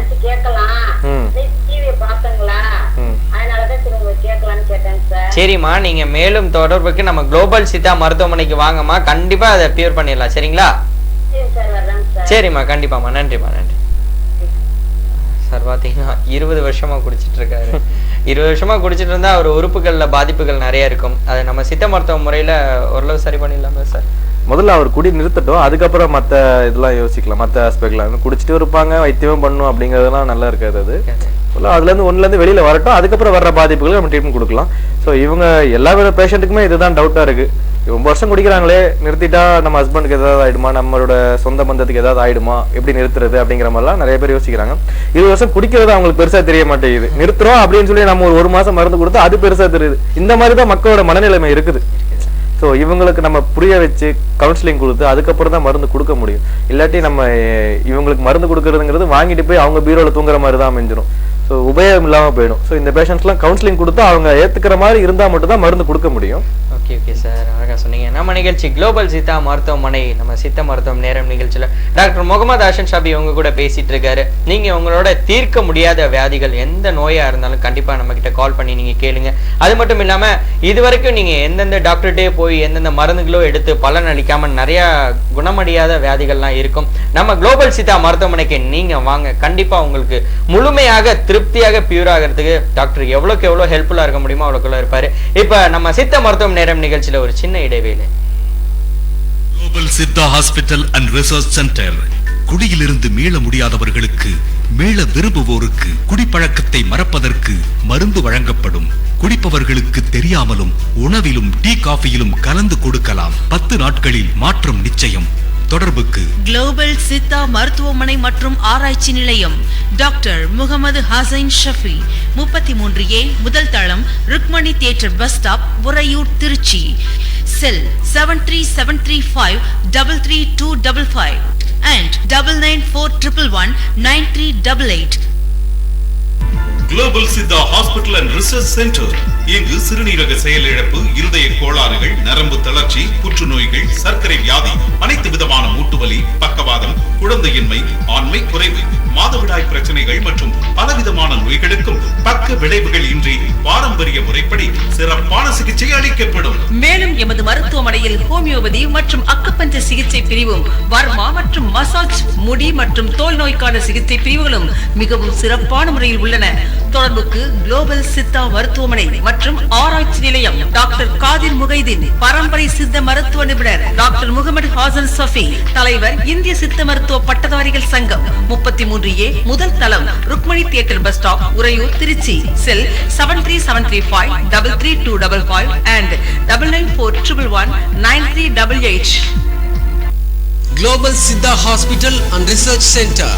குடியிலிருந்து மீள முடியாதவர்கள், மீள விரும்புவோருக்கு, குடிப்பழக்கத்தை மறப்பதற்கு மருந்து வழங்கப்படும். குடிப்பவர்களுக்கு தெரியாமலும் உணவில் கலந்து கொடுக்கலாம். 10 நாட்களில் மாற்றம் நிச்சயம். இங்கு சிறுநீரக செயல் இழப்பு, இருதய கோளாறுகள், நரம்பு தளர்ச்சி, புற்றுநோய்கள், சர்க்கரை வியாதி, அனைத்து விதமான மூட்டு வலி, பக்கவாதம், குழந்தையின்மை, ஆண்மை குறைவு, மாதவிடாய் பிரச்சனைகள் மற்றும் பலவிதமான நோய்களுக்கும் பக்க விளைவுகள் இன்றி பாரம்பரிய முறைப்படி சிறப்பான முறையில் சிகிச்சை அளிக்கப்படும். மேலும் எமது மருத்துவமனையில் வர்மா மற்றும் மசாஜ் சிகிச்சை பிரிவு, முடி மற்றும் தோல் நோய் சிகிச்சை பிரிவுகள் உள்ளன. தொடர்புக்கு குளோபல் சித்தா மருத்துவமனை மற்றும் ஆராய்ச்சி நிலையம், டாக்டர் முகமது ஹசன் ஷஃபி, 33A முதல் தளம், Rukmani theatre bus stop, Uraiyur, Trichy. Cell 7373533255 and 9941119388. Global Siddha hospital and research centre. குடியிலிருந்து மீள முடியாதவர்களுக்கு, மீள விரும்புவோருக்கு, குடிப்பழக்கத்தை மறப்பதற்கு மருந்து வழங்கப்படும். குடிப்பவர்களுக்கு தெரியாமலும் உணவிலும் டீ காஃபியிலும் கலந்து கொடுக்கலாம். 10 நாட்களில் மாற்றம் நிச்சயம். தொடர்புக்கு குளோபல் சித்தா மருத்துவமனை மற்றும் ஆராய்ச்சி நிலையம், டாக்டர் முகமது ஹசன் ஷஃபி, 33A முதல் தளம், Rukmani theatre bus stop, Uraiyur, Trichy. Cell 7373533255 and 9941119388. Once again welcome back to the show. நம்ம நிகழ்ச்சி குளோபல் சித்தா மருத்துவமனை வழங்கும் சித்த மருத்துவம் நேரம் நிகழ்ச்சியில் இப்போ பார்த்தீங்கன்னா சித்த மருத்துவத்தை பற்றி நிறைய விஷயங்கள் உங்ககிட்ட பேசிகிட்டு இருக்கோம். முக்கியமாக பார்த்தீங்கன்னா நிறைய பேர் நிறைய நோய்களால் பாதிக்கப்பட்டு குணம் அடைய முடியாமல் தவிச்சிட்டு இருப்பாங்க. நம்ம குளோபல் சித்தா மருத்துவமனைக்கு நீங்கள் வாங்க, உங்களை முழுமையாக திருப்தியாக கிளியர் பண்ணிடலாம். இப்போ சார் கிட்னி செயலில் இப்போ பற்றி நிறைய பேசிகிட்டு இருந்தோம். ஆமாம் சார், சுகருக்கும் கிட்னிக்கு சம்மந்தம் இருக்கிறத பற்றி நிறைய நீங்கள் சொன்னீங்க. சார், இப்போ கிட்னியால் பார்த்தீங்கன்னா அவங்களுக்கு யூரின் பாஸ் ஆகிற இடத்துல ரொம்ப ப்ராப்ளம் இருக்கு சார். அதுக்கும் இதுக்கும் எது சம்பந்தங்கள் இருக்கு? அது கிட்னி செயலிழப்பை நம்ம ஆரம்பத்துலேருந்து தெரிஞ்சுக்கிட்டா கொஞ்சம் நல்லா இருக்கும். கிட்னி செயலிழப்புங்கிறது பல நோய்களோட பக்க விளைவுனால ஏற்படும். இது ஒரு உதாரணத்துக்கு இந்த ஓரியன்டட்ல சொல்லுவோம் நம்ம.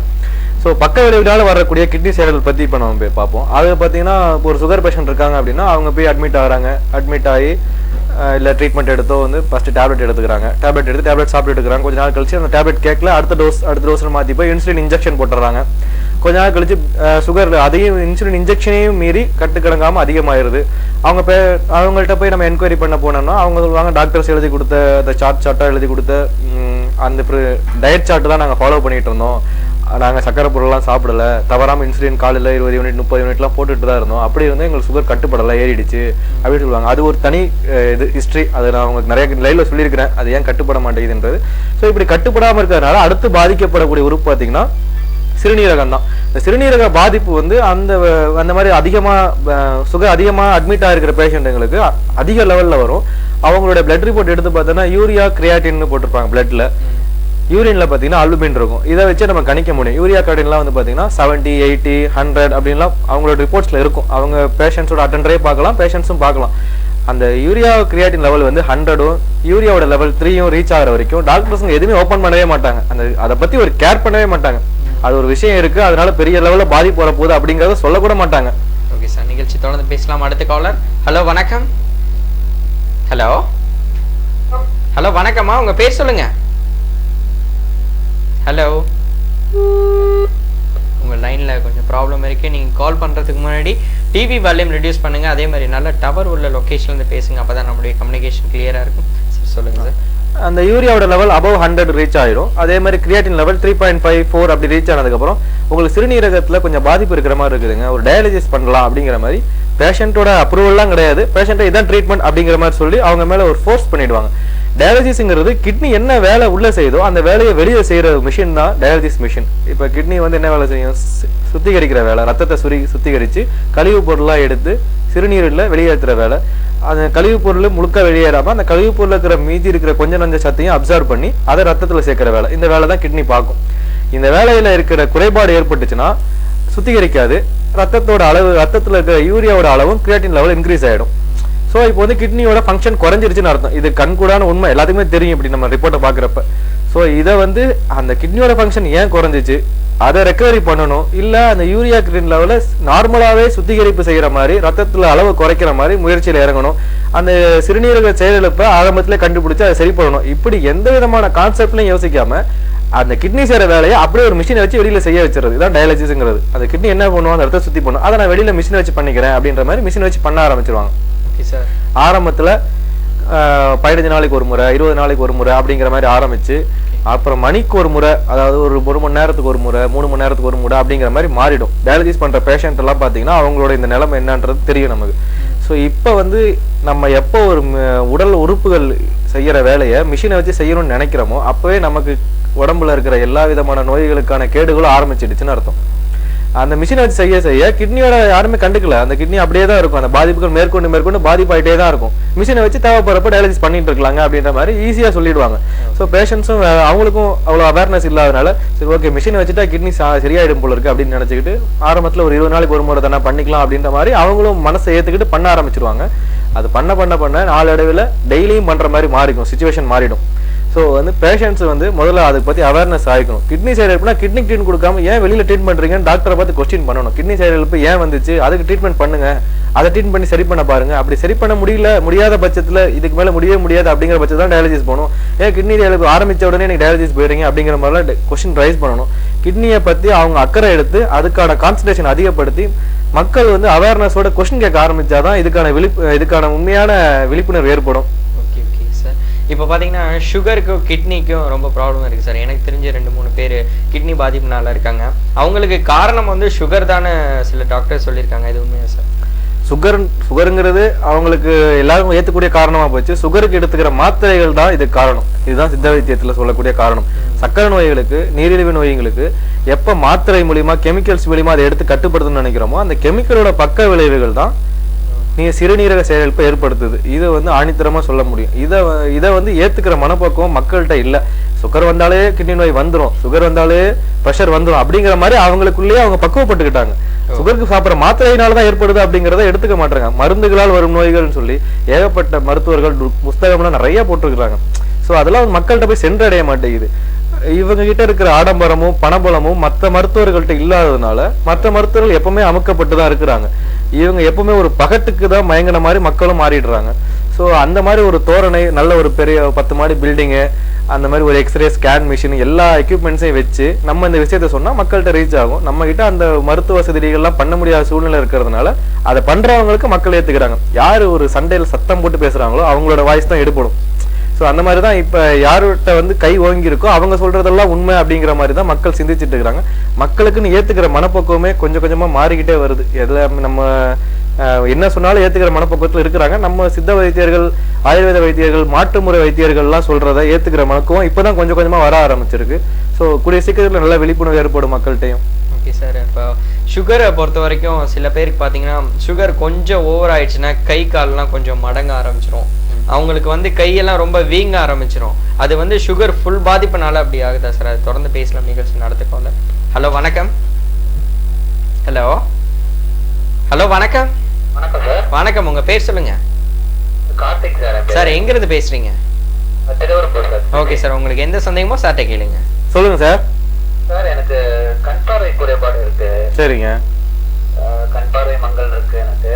சரிங்க. அப்புறம் முடி நரைக்கிற இருதான்னு சொல்லுவாங்கல்ல, ஆமா, அந்த இடத்துல மட்டும் ஒரு 4 முடி இப்ப நரைக்க ஆரம்பிச்சிருக்கு. சரிங்க. ஸோ 2 ப்ராப்ளம் ஆரம்பிச்சிருக்கு. அப்புறம் கோச்சம் இருக்கு சார். என்ன வயசாச்சுங்க உங்களுக்கு? 30 சார். நீங்க சொல்ற 3 ப்ராப்ளத்துக்கு முக்கியமான காரணம் லிவர் ப்ராப்ளம் தாங்க. Okay sir. கல்லீரல்ல ப்ராப்ளம் தான் சொல்றீங்க. சமீபத்துல ஏதாவது கல்லீரல் அஃபெக்ட் பண்ற மாதிரி ஏதாவது ப்ராப்ளம், ஜாண்டிஸ் அந்த மாதிரி ஏதாவது வந்துச்சுங்களா?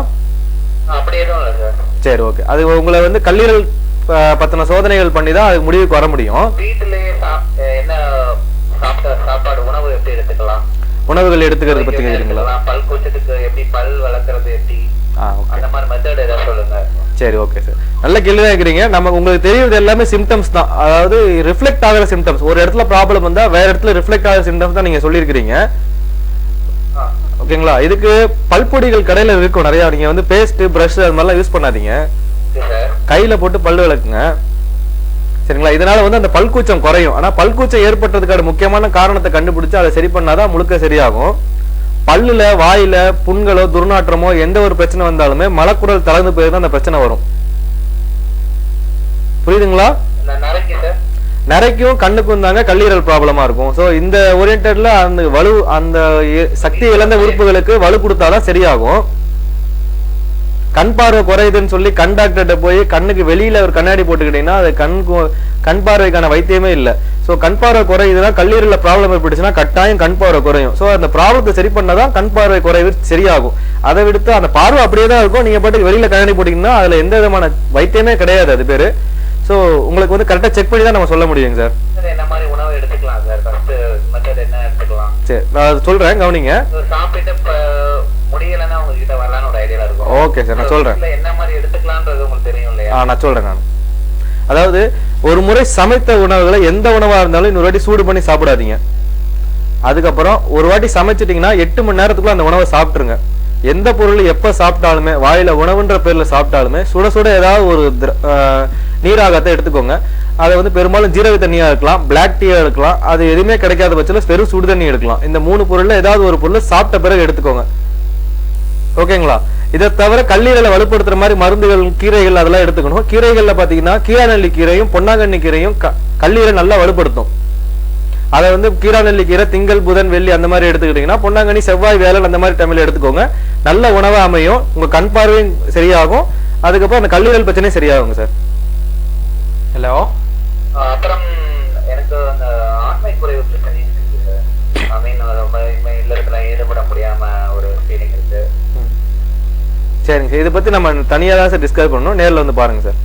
ஓகே, நீங்க நம்ம குளோபல் சித்தா மருத்துவமனைக்கு வாங்க சார், உங்களுக்கு சரி பண்ணிடலாம். Okay sir, thank you sir. சொல்லுங்க சார். அதாவது இப்போ இவர் வந்து அந்த நரமுடியை சொல்லியிருந்தாரு. ஸோ அதுக்கு நம்ம சொல்லலை. நரமுடியை பொறுத்த வரைக்கும் பார்த்தீங்கன்னா வந்த நரமுடியை சரி பண்ண முடியாது. அதுக்கு மேலே வளரக்கூடிய முடிகளை நல்லா கருமையாக வளர வைக்க முடியும். ஸோ அதுக்கு வந்து இவரோட ஹீமோகுளோபின் லெவல் செக் பண்ணி அதில் ஏதாவது அப்ஸ் அண்ட் டவுன்ஸ் இருக்கா அப்படின்றத பார்த்துட்டு அதுக்கு தகுந்த மாதிரி கரிசலாங்கண்ணி மருந்துகள் கொடுத்தா, கரிசலாங்கண்ணி சேர்ந்த மருந்துகள் கொடுத்தா கட்டாயம் அந்த நரமுடி சரியாக போயிடும். ஸோ வந்த நரமுடியை எதுவுமே பண்ண முடியாது. ஸோ வந்த நரமுடியை மாத்திரம் நரமுடிக்கு மருந்து தரோம் அப்படிங்கிறதெல்லாம் சொல்லி நம்ப வேண்டாம். இயற்கையாக வெளியில் வந்துருச்சுன்னா அது ஒன்றும் பண்ண முடியாது. அதுக்கப்புறம் வளரக்கூடியது தான் நம்ம கருப்பாக மாற்ற முடியும்.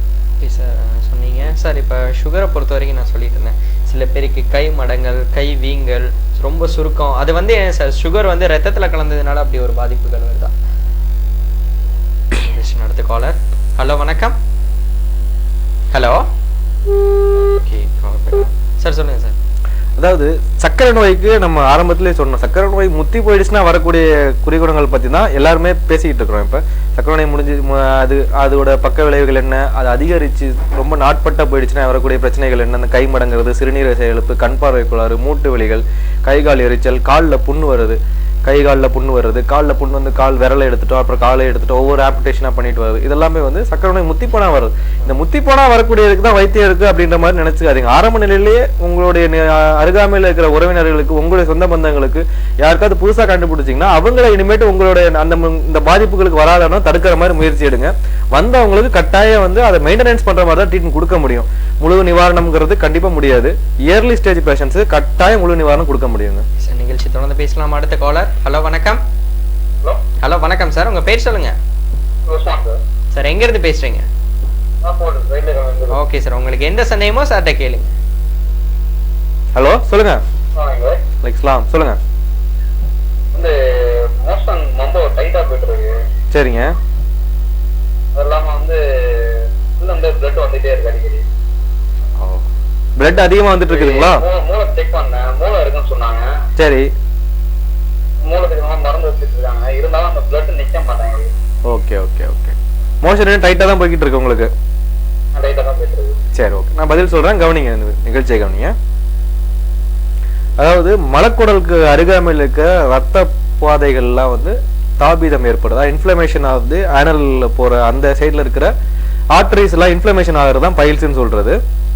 ஸோ அந்த ரத்த ஓட்ட போகிற பாதைகள் வந்து தடித்து போயிடுறது. தடித்து போய் ரொம்ப உஷ்ணத்தின் அடிப்படையில் தடித்து போய் அந்த தடிப்பு போன இடத்துலேருந்து உள்ளேருந்து ரத்தம் வர்றது, மலம் அமுங்கி போகிறது, மலம் ரொம்ப சிரமமாக போகிறது, இதெல்லாம் வந்து பார்த்தீங்கன்னா மூலத்தோட அறிகுறிகள். மூலத்தில் நிறைய வகைகள் இருக்குது. உள் மூலம், வெளி மூலம், சீல் மூலம், ரத்த மூலம்ட்டு. ஓகே. அந்த மோஷன் போகிற மாதிரி அடைக்கிற மாதிரி அந்த அளவுக்கு அந்த ஆர்டரி வந்து வளர்ந்துருக்கும். சரிங்களா? அதோட வேகத்தை குறைச்சு உஷ்ணத்தை தனிச்சாதான் சரி பண்ண முடியும். நீங்க என்ன வைத்திய முறை பண்ணிட்டு இருக்கிறீங்க? ஒரு சித்தா வைத்தியம் வந்து மருந்து வச்சு மூலிகை மாதிரி மருந்து வச்சு வெளியே எடுத்து ஆப்ரேட் பண்ணி எடுத்துருவாங்க. ஆமா, சரி. அது பெரும்பாலும் நிறைய சித்த மருத்துவ கடையில மர்ம குடிகா அப்படின்னு ஒரு மாத்திரை இருக்கு. அந்த மாத்திரையை எடுத்து நம்ம பவுடர் பண்ணி ஆசன வாயில தடவணும்னா அந்த உஷ்ணம் குறைஞ்சு ஆர்டரிஸ் எல்லாம் பழைய நிலைமைக்கு வரும் அப்படிங்கிறது கண்கூடாவே பார்க்க முடியும். ஸோ அந்த மாதிரி பவுடர் தான் கொடுப்பாங்க. நீங்களும் வேணா அந்த பவுடர் வெளியிலேயே வாங்கி ட்ரை பண்ணி பாருங்க, நார்மலாவே சரியாயிடும். ரொம்ப இதுக்காக செலவு பண்ண வேண்டாம். சரிங்களா? அதையும் மீறி ரத்தம் போகாம, ரத்தம் நிக்காம இருந்தா மட்டும் வந்து பாருங்க, ரத்தம் நிக்கிற மாதிரி மருந்துகள் கொடுக்கலாம். இப்ப வந்து தமிழக அரசு வந்து நிறைய ஸ்கீம் போட்டதுனால எல்லாமே வந்து சீக்கிரம் போய் சர்ஜரி பண்ணிக்கலாம். கிட்னி ஸ்டோன் சர்ஜரி பண்ணிக்கலாம், பைல்ஸ் இருந்தாலும் சர்ஜரி பண்ணிக்கலாம். ஆமா, சர்ஜரி பண்ணா கட்டாயம் திரும்பி வரும். திரும்பி வந்தாலும் வைத்தியத்துல குணப்படுத்த முடியாது, மறுபடியும் சர்ஜரி தான் பண்ண முடியும். ஆமா, மருந்து எடுத்து முதல்ல குணப்படுத்துறதுக்கு முயற்சி எடுங்க, அதுல குணமாயிடும். வேஸ்ட்னு சொல்ல முடியாது, எமர்ஜென்சி கைவீறி போயிடுச்சுன்னா ஆபரேஷன் தானே பண்ண முடியும். இல்ல நீங்க எப்படி சொல்றீங்கன்னா திரும்பி வந்து நம்ம ஆபரேஷன் பண்ணா திருப்பி வந்துச்சுன்னா திரும்பி மருந்தால குணப்படுத்த முடியாதுன்னு சொல்றீங்க. கட்டாயம் குணப்படுத்த முடியாது. மறுபடியும் ஒரு ஆபரேஷன் பண்ணி வந்துருச்சு அப்படின்னா மறுபடியும் ஆபரேஷன் தான் பண்ண முடியும். மருந்து எடுக்கிறது தான் பெஸ்ட். ஏன்னா கிட்னி ஸ்டோனு, பைல்ஸ் இதெல்லாம் பாத்தீங்கன்னா ஆபரேஷன் பண்ணி திருப்பி வரவே வரல அப்படின்னு சொல்ற பேஷண்ட் தான் ரொம்ப கம்மி. 100 பேர்ல ஒரு 2 பேர் 3 பேரோட சொல்லுவாங்க. மீதி இருக்கிற 95% பேருக்கும் பாத்தீங்கன்னா கட்டாயம் திரும்பி வரும். நம்ம சித்த வைத்தியத்துல யாரு பார்த்தாலும் கொடுப்பாங்க. பைல்ஸுக்கு, கிட்னி ஸ்டோனுக்கு ரொம்ப ஃபேமஸ் தானே சித்த வைத்தியம். பண்ணலாம் சார். சார் நீங்க வாங்க சார், நம்ம குளோபல் சித்தா மருத்துவமனைக்கு நீங்க வாங்க, கண்டிப்பா உங்களுக்கு பியூர் பண்ணி அமைச்சிடலாம் சார். ஓகே ஓகே சார், நன்றி சார், நன்றி சார். பார்த்தீங்கன்னா நிறைய ப்ராப்ளத்தினால பேசினாரு. ஓகே, இப்போ பார்த்தீங்கன்னா இன்னைக்கு நிகழ்ச்சியில் நிறைய காலர்ஸ் பேசினாங்க. அவங்க பார்த்தீங்கன்னா நிறைய விதமான பாதிப்புகளை பற்றி பேசினாங்க. நம்ம குளோபல் சித்தா மருத்துவமனையை பொறுத்த வரைக்கும் தீர்க்க முடியாத நோய்களை கூட தீர்த்துட்டு இருக்காங்க. கண்டிப்பாக நீங்கள் நம்ம குளோபல் சித்தா மருத்துவமனைக்கு வாங்க. நிறைய டாக்டர்களால் கைவிடப்பட்டு நிறைய மெடிசன்ஸ்லாம் எடுத்து பலனின்றி நிறைய பேர் அவதிப்பட்டுக்கிட்டு இருப்பீங்க. அவங்க எல்லாருக்கும் சொல்ல வேண்டியது ஒன்றே ஒன்று தான், நம்ம சித்த மருத்துவம் படி நம்ம குளோபல் சித்தா மருத்துவமனைக்கு நீங்கள் வாங்க. உங்களுக்கு எந்த விதமான நோய்கள் இருந்தாலும் அதை கிளியர் பண்ண ஹெல்ப் பண்ணுறதுக்கான டாக்டர் கிளியராக இருக்காரு. கண்டிப்பாக நம்ம குளோபல் சித்தா மருத்துவமனை கடைசி காலர். ஹலோ, வணக்கம் சார். வணக்கம், உங்கள் பேர்? நான் எங்கேருந்து பேசுறீங்க? ஓகே சார், உங்களுக்கு எந்த சந்தேகமா சார்ட்ட கேளுங்க. சொல்லுங்க சார். Hello sir. சொல்லுங்க சொல்லுங்க. அது எங்களுக்கு ஒரு தெரிஞ்சவங்களுக்கு வந்து ஃபால்ட் இருக்கு சார். இருதய ஃபால்ட் இருக்கு அவங்களுக்கு. உடம்பு ஒரு 3 வருஷமா அவங்களால ஒரு கையும் பேச்சு வர மாட்டேங்குது. ஓகே, பக்கவாதம் சொல்றீங்களா? அவங்க ஒரு நிமிஷம் சார். சொல்லுங்கம்மா. இருதய 10 வருஷமா இருந்துச்சு. ஓட்ட இருந்துச்சுன்னு சொல்லி சொன்னாங்க. சரிம்மா. அது ஆபரேஷன் பண்ணலன்னா திரும்ப கை கால இழுப்போம் பேச்சு கட்டாகும்னு சொல்லியிருந்தாங்க. சரிம்மா. அது நாங்க பண்ணல. அது இப்ப 2-3 வருஷமா கை கால இழுத்துச்சு. யாருக்கு? எங்க அம்மாவுக்கு. என்ன வயசாச்சு அவங்களுக்கு? வயசு 35 சார். கை கால் இழுத்துருச்சுன்னா செயல்படலைங்களா? பக்கவாத மாதிரி வந்துருச்சுங்களா? இல்ல அப்படியெல்லாம் இல்ல சார். கால சரியாயிடுச்சு. கைதான் சரியாகல, பேச்சு வரல. கை சரியாகல, பேச்சு வரல. வாய் குழலி பேசுறாங்களா? வாய் கோணி இருக்குதுங்களா? வாயெல்லாம் போகல சார். வாயெல்லாம் கோணல, ஆனா பேச்சு மட்டும் வரல. படுத்த படுக்கையா இருக்காங்க, நடக்கிறாங்களாமா? என்ன வயசாச்சு அம்மாக்கு? 35 சார். 35 வயசுல இவ்வளவு வந்துருச்சுங்களா? சரி, 25 வயசுல இருந்தே அவங்க ஹார்ட்ல பிரச்சனை இருக்குதுங்களா?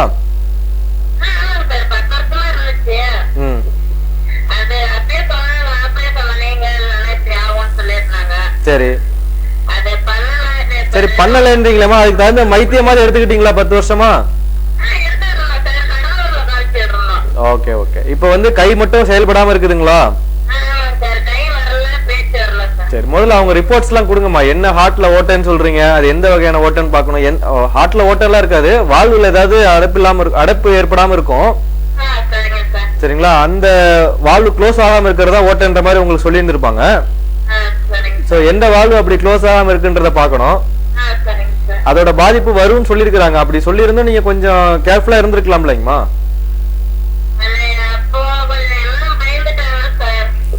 சரி, ஓகே, ஒன்றும் பயப்பட வேண்டாம். 35 வயசு தான் சொல்றீங்க, நம்ம ரெக்கவரி பண்ணலாமா? ரெக்கவரி ஆகக்கூடிய வயசு தான் அவங்களுக்கு. அவங்க ரிப்போர்ட்ஸ் மட்டும் கொண்டுட்டு வந்து பாருங்கம்மா நீங்க. ஓகே, நம்ம குளோபல் சித்தா மருத்துவமனைக்கு வாங்கம்மா, கண்டிப்பா கிளியர் பண்ணிடலாம். ஓகேம்மா, நன்றி நன்றி. நம்ம குளோபல் சித்தா மருத்துவமனை வழங்கும் சித்த மருத்துவம் நேரம்ல ரொம்ப அழகா போச்சு. அதாவது மருத்துவ குறிப்பை பத்தி நிறைய பேர் கேட்டாங்க. உங்களுக்கு தீர்க்க முடியாத எந்த ப்ராப்ளமா இருந்தாலும் நம்ம குளோபல் சித்தா மருத்துவமனைக்கு வாங்க. இந்த நிகழ்ச்சியோட நாங்க நிறைவு பகுதிக்கு வந்தாச்சு. இன்னொரு அழகான நிகழ்ச்சியோட நாங்க உங்களை சந்திக்கிறோம். உங்களிடமிருந்து விடைபெறுவது உங்கள் நண்பன் வினோத் அண்ட் டாக்டர் முகமது ஹசன் ஷஃபி அவர்கள். நன்றி, வணக்கம்.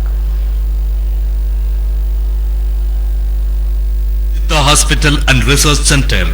குடியிலிருந்து மீள முடியாதவர்களுக்கு, மீள விரும்புவோருக்கு, குடிப்பழக்கத்தை மறப்பதற்கு மருந்து வழங்கப்படும்.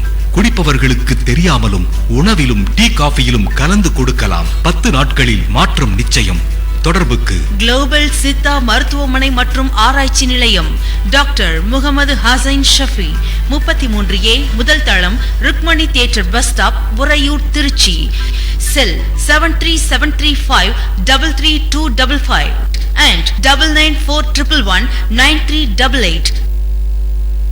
Global Siddha hospital and research centre.